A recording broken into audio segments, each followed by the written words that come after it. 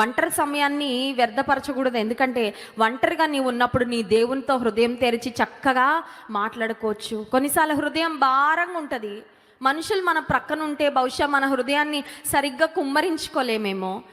ఒక రూమ్ చూసుకొని ఇంట్లో, లేకపోతే మేడపైకి వెళ్ళి ఎవ్వరు లేని స్థలము, లేదంటే ఏ విధమైన డిస్టర్బెన్స్ లేని స్థలంలో నీ ఒంటరిగా వెళ్ళి దేవునితో నువ్వు మాట్లాడగలిగితే, దేవునితో నీ హృదయంలో ఉన్నవి చెప్పుకోగలిగితే నీ భారాన్ని దేవుడు దించుతారు.